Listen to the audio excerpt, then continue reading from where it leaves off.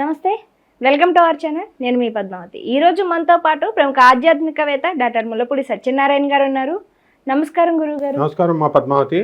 గురుగారు, మే నెలలో గురుగ్రహ మార్పు వల్ల మరి మీన రాశిలో ఎటువంటి ఫలితాలు కనిపించబోతున్నాయి అంటారు వీరికి? మనకి మే 14, 2025 సంవత్సరం నుంచి వృషభ రాశిలో ఉన్నటువంటి గురుడు మిథున రాశిలోకి వెళ్ళిపోతున్నాడు. మళ్ళీ కర్కాటక రాశి నుంచి డిసెంబర్ 5వ తేదీన బ్యాక్ టు పెవిలియన్ మళ్ళీ మిథున రాశిలోకి వచ్చేస్తాడు. దీనివల్ల అనేకమైనటువంటి మార్పులు జరుగుతాయి. అంటే ఎటువంటి మార్పులు అనుకోవచ్చు అంటారు? ఇవి శుభ సూచికమే అనుకోవచ్చు? అంటే సగం శుభం, సగం కొద్దిగా కష్టాలు అనేవి. ఇప్పుడు ఉదాహరణకి గురుడు మిథున రాశిలోకి వచ్చాడు. అందువలన మనకి వృత్తి, వ్యాపార, ఉద్యోగ విషయాలలో మనకి కాస్త ఇబ్బందిగా ఉంటుంది. ఈ మీన రాశి వారికి జీతభత్యాలు వాళ్ళకి యావరేజ్గా ఉంటాయి, పెరుగుదల.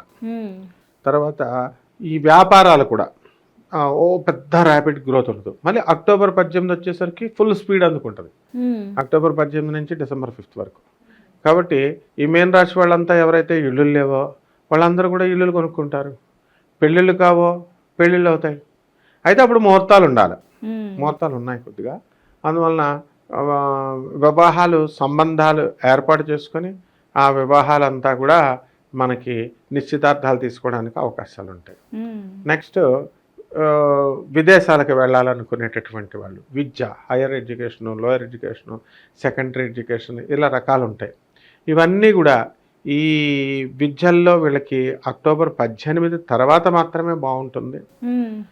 ఆ తర్వాత మనకి ఇప్పుడు ప్రజెంట్ బుధగ్రహం మనకి మీనరాశిలో ఉన్నాడు. కొంచెం డల్గా ఉంటారు విద్యార్థులంతా. మేషరాశిలోకి వచ్చినప్పుడు కూడా డల్గానే ఉంటారు. అలా లెక్కలు ఉంటాయన్నమాట కొన్ని.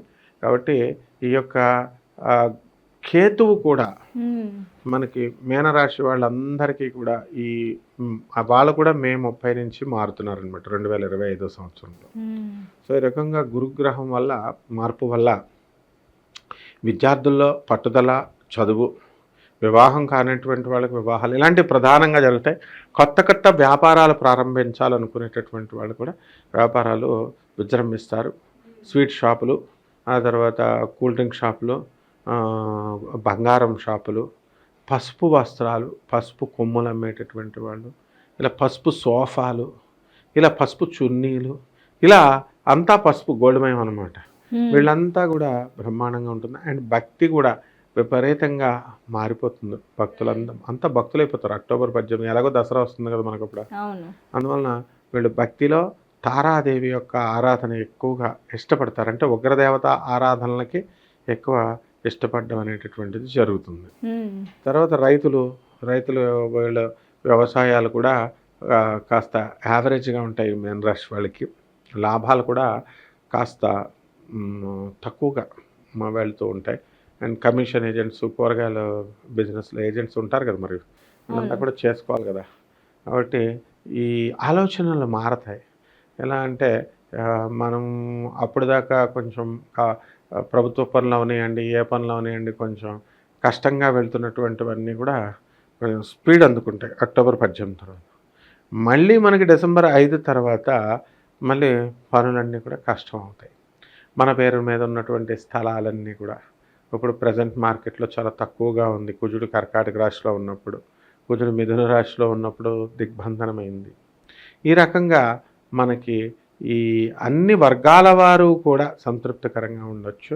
ఈ మీన రాశి వాళ్ళు ఎక్కువగా ఈ యొక్క బెట్టింగ్స్ మీద ఎక్కువ ఆశ పెట్టుకుంటూ ఉంటారు. లాటరీలు కొనడము ఇలాంటివన్నీ కూడా.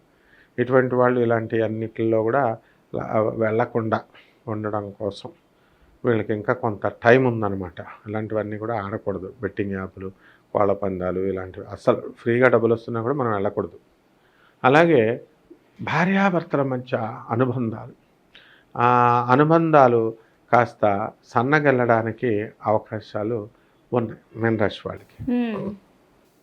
అంటే ప్రతిదానికి చీటికి మాటికి పంతాలకు వెళ్ళడం, ఈగోలకు వెళ్ళడం, ఇలా అనేక రకాలైనటువంటి మార్పులు దాంపత్య జీవితంలో రావడానికి అవకాశాలు ఉంటాయి. ఇకపోతే విదేశీయానాలు, విదేశీయానాలు, హనీమూన్స్, ఎక్స్కర్షన్స్ ఇలాంటివన్నీ కూడా మరి అందరూ కూడా వెళ్తారు. దేవాలయాల దర్శనాలు భక్తితో కాదు సుమా, వీళ్ళు వెళ్ళేది కొంతమంది ఇందులో సరదాగా వెళదాము అనేటటువంటి ఉద్దేశంతో వెళ్ళడము. అక్కడ గిర్నార్ ఇలాంటి ఫంక్షన్స్లో ఇలాంటి గుళ్ళల్లో ద బిగ్గెస్ట్ రోప్వే ఉంది. అలాంటి రోప్వే ఎక్కడం గుజరాత్లో. అలాగే ఎక్కడెక్కడైతే సబ్మారైన్స్ ఇలాంటివన్నీ కూడా దేవాలయాలన్నీ కూడా నిర్మాణాలు ఇంప్రూవ్ చేస్తున్నారు. ఇప్పుడు మనకి ద్వారకలో కూడా సబ్మారైన్స్ ఇలాంటివి పడబోతున్నాయి. సో ఇలాంటివి అంతా కూడా ఎంజాయ్ చేయడానికైనా ఏదో ఒక వంకన వెళ్తారు.